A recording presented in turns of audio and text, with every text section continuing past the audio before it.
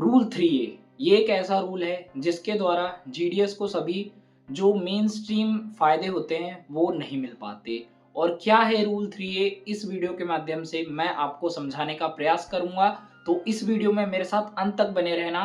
पूरा A to Z चीजें मैं आपके साथ शेयर करने वाला हूं कि रूल 3A जो कि स्पेशली जीडीएस के लिए बिल्ड किया गया है, जीडीएस के लिए बनाया गया है, उसमें क्या कुछ बताया गया है और उसको लेकर ही डिपार्टमेंट हमेशा क्या बातें बोलता है और उससे रिलेटेड ही डिपार्टमेंट इस चीज को कितना आगे लेके चलता है कि जीडीएस एक एक्स्ट्रा डिपार्टमेंटल एम्प्लॉय है। और ये पूरा रूल 3A में ही वितरण है इस चीज का। तो इस वीडियो में मेरे साथ पूरा अंत तक बने रहना। आपको each and everything will be understood, आपको पूरी चीजें अच्छे से समझ में आने वाली हैं। वीडियो पसंद आता है तो लाइक करना, चैनल को ध्यान से सब्सक्राइब करना, और मैं ऐसी इंफॉर्मेटिव कंटेंट आपके लिए हमेशा लाते रहता हूं, तो अपने दोस्तों के साथ शेयर करना बिल्कुल मत भूलना। तो चलिए इस वीडियो को स्टार्ट करते हैं। तो हम इसको सिंपली 5 पॉइंट्स में समझने का प्रयास करेंगे। जो पहला, दूसरा और तीसरा पॉइंट है वो पॉइंट्स तो नॉर्मल हैं, लेकिन जो चौथा और पांचवा पॉइंट है वो मोस्ट इंपॉर्टेंट पॉइंट्स हैं। तो सबसे पहले हम शुरुआत करेंगे अपने पॉइंट नंबर 1 से, जो कि है ड्यूटी आवर्स। आपको ये तो पता ही होगा कि जो सभी डिपार्टमेंटल एम्प्लॉयज होते हैं या फिर जितने भी सरकारी कर्मचारी होते हैं, उन सभी की जो मिनिमम ड्यूटी होती है वो 7 से 8 घंटे की होती है। मिनिमम 7 घंटे और मैक्सिमम 8 घंटे। तो जो जीडीएस होता है उसको ये बोला गया है रूल 3A में कि GDS can not work more than 5 hours in a day. मतलब जीडीएस एक दिन में 5 घंटे से ज्यादा ड्यूटी नहीं कर सकता है, ऐसा साफ तौर पे ऐसा नियम है। और साथ ही साथ जो नॉर्मल ड्यूटी की टाइमिंग है वो है 4 घंटे। 4 घंटे स्टार्टिंग टीआरसीए स्लैब जो होता है वो होता है 4 घंटे का। 4 घंटे की ड्यूटी करनी होती है जीडीएस को और 4 घंटे की ही उसको सैलरी मिलती है इन द स्टार्टिंग टाइम। लेकिन जैसे जैसे वो आगे बढ़ते जाता है, उसका वर्कलोड बढ़ते जाता है, तो उसकी मैक्सिमम 5 आवर्स की ड्यूटी हो सकती है और 5 आवर्स से ज्यादा उसको ड्यूटी करने की आवश्यकता नहीं है। ऐसा जो रूल 3A का नियम है वो कहता है और उसमें ये बात अच्छे से लिखी हुई है। तो इसीलिए भी डिपार्टमेंट कंसीडर करके चलता है कि GDS is not working more than 5 hours. अब वो कितने भी घंटे काम करे, डिपार्टमेंट को उससे मतलब नहीं है, लेकिन लिखित तौर पे उसका ये नियम है कि वो 5 घंटे से ज्यादा काम नहीं कर सकता है। भले ही उसके पास डाक कितनी भी आए, 400 500 कितनी भी डाक आए, लेकिन इन दी eyes of the department the GDS is working only 5 hours in a day, 5 hours और 4 hours according to your slab। तो मैंने आपको बताया किस प्रकार से जो टाइमिंग का खेल है रूल 3A के अकॉर्डिंग वो चलता है। तो अब हम चल लेते हैं अपने नेक्स्ट पॉइंट की तरफ, और हमारा जो नेक्स्ट पॉइंट है वो है कि जीडीएस जो है उसके पास अपना कोई ना कोई इनकम का अदर साधन होना चाहिए जीडीएस को छोड़कर। मतलब जीडीएस जो जॉब कर रहा है ग्रामीण डाक सेवक की, उसको छोड़कर उसके पास कोई ना कोई दूसरा साधन होना चाहिए इनकम का, ऐसा डिपार्टमेंट का कहना है। और यदि जीडीएस इसमें टोटली डिपेंडेंट रह के सरकार से कोई भी मांगे करता है तो उनकी मांगे ना सुनी जाए, इसके लिए ये वाला नियम बनाया गया है कि आप लाइवलीहुड के लिए ग्रामीण डाक सेवक की जॉब पे डिपेंडेंट नहीं रहेंगे।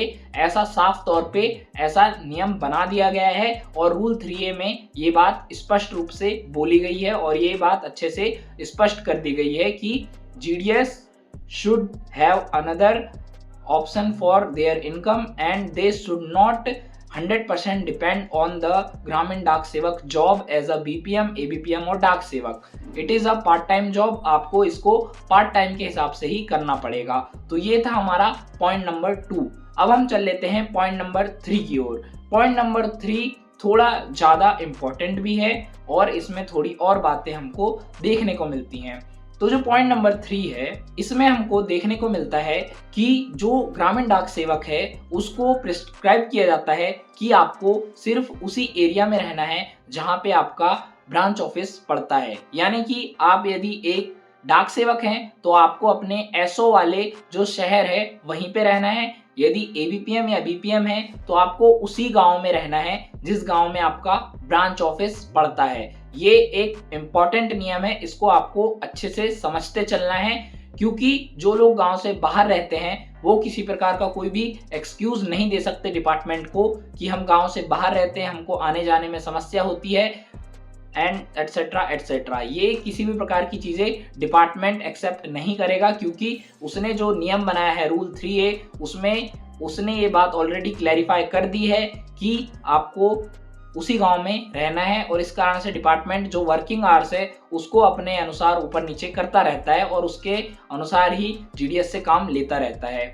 तो अब हम तीसरा पॉइंट अच्छे से आपको समझा चुके हैं, तो अब हम चौथे पॉइंट की ओर अग्रसर होते हैं। तो जो चौथा पॉइंट है वो है, चौथा पॉइंट बहुत ही ज़्यादा इंपॉर्टेंट पॉइंट है, इसको बहुत ज़्यादा ध्यान से सुनना और इसके आगे वीडियो को बिल्कुल भी स्किप करने की गलती मत करना।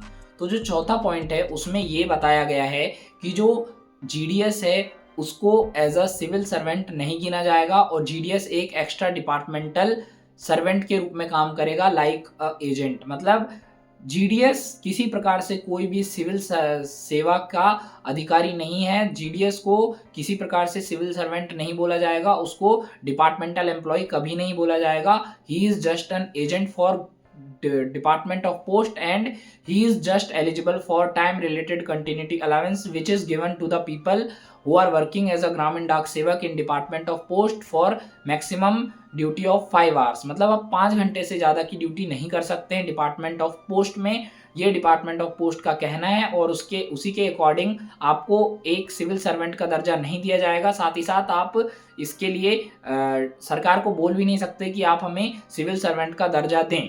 तो अब हम पांचवें पॉइंट पे चलते हैं, जो कि इस वीडियो का सबसे ज़्यादा महत्वपूर्ण टॉपिक है, जिसके लिए आप इस वीडियो पे आए हैं, और उसकी जानकारी आपको इस पांचवें पॉइंट में मिलने वाली है। तो जो पांचवा पॉइंट है उसमें डिपार्टमेंट ने बोला है कि यदि आप 5 घंटे से ज़्यादा की ड्यूटी कर लेते हैं और उसके बाद डिपार्टमेंट से बहस करते हैं कि हम अपनी 8 घंटे की ड्यूटी पूरी कर रहे हैं और हमको एज अ सिविल सर्वेंट गिना जाए, तो ऐसा पॉसिबल नहीं है।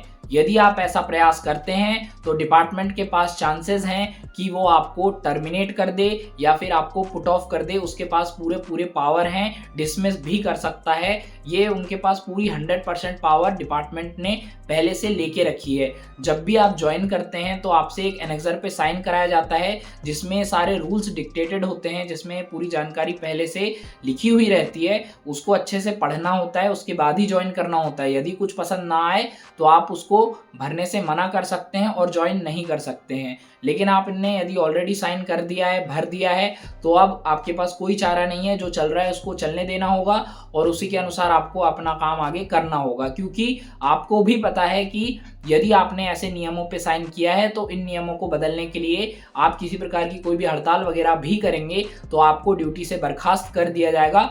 यही है आपका रूल 3A, और इसीलिए रूल 3A का इतना भौकाल बनाता है डिपार्टमेंट, और इसी को लेके डिपार्टमेंट चीज़ों को बहुत ज़्यादा इजीली लेके चलता है। और उसके पास तो एक बहुत बड़ा एज है कि ये लोग किसी प्रकार से कोई भी वायलेंस अगर करते हैं तो definitely they can dismiss each and everyone. उनके पास ये पावर है। एक और मैं आपको बात बताना चाहूँगा कि यदि आप डिसमिस हो जाते हो तो ऐसा नहीं है कि इनके पास और कोई काम करने नहीं आएगा। इनके पास, क्योंकि देश में बेरोजगारी बहुत ज़्यादा है, इसीलिए लोग मतलब ये कम सैलरी देंगे, उसके बाद भी लोग भर भर के आएंगे ज्वाइन करने के लिए। इस कारण से ये तो अभी की सिचुएशन में मुझे पॉसिबल नहीं लग रहा है। इसमें आपके पास सिर्फ एक ही ऑप्शन बचता है कि इसको रह के आप साथ में अपना यूट्यूब करें, कुछ अच्छी चीज़ पे अध्ययन करें, या फिर अपना कॉम्पिटिटिव एग्जाम की तैयारी करके कोई दूसरे एग्जाम में चले जाएं, दूसरी जॉब में चले जाएं, या फिर आप इसी में प्रमोट होके MTS, postman, postal assistant, mail guard कुछ भी बन सकते हैं बाय हार्डवर्क एंड डेडिकेशन। तो मैंने आपको पूरा रूल 3A समझा दिया है जीडीएस का, और ये बहुत ही ज़्यादा गहन अध्ययन करने के बाद मैं आपके सामने 5 मेन पॉइंट लेके आया, जिनमें आपको चीज़ें अच्छे से बताई मैंने। एक और बात ये है कि इसमें आपको किसी भी समय कहीं भी ट्रांसफ़र किया जा सकता है किसी भी पोस्ट में, ये बात छूट गई थी, और ये बात भी बहुत इंपॉर्टेंट है। साथ ही साथ अभी इसमें अटेंडेंस वाला सिस्टम भी आ गया है, तो उससे बचने के लिए यदि यहाँ तक पहुँचे हो तो मेरे को इंस्टाग्राम पे डीएम कर देना। मैं इंस्टाग्राम का लिंक आपको नीचे प्रोवाइड करवा दे रहा हूँ। साथ ही साथ आज के वीडियो में इतना ही था। वीडियो पसंद आया हो तो लाइक करना, चैनल को ध्यान से सब्सक्राइब करना, क्योंकि बहुत ही ज़्यादा इंपॉर्टेंट चीज़ें मैं आपके साथ शेयर करता रहता हूँ, और मैं ऐसे ही भविष्य में ऐसे ही वीडियोस आप तक लाता रहूँगा। तो यही था वीडियो पसंद आया तो लाइक, चैनल को सब्सक्राइब करना और वीडियो को ध्यान से अपने दोस्तों के साथ शेयर करना मत भूलना। तो मिलते हैं किसी और वीडियो में, तब तक के लिए थैंक्स फॉर वॉचिंग।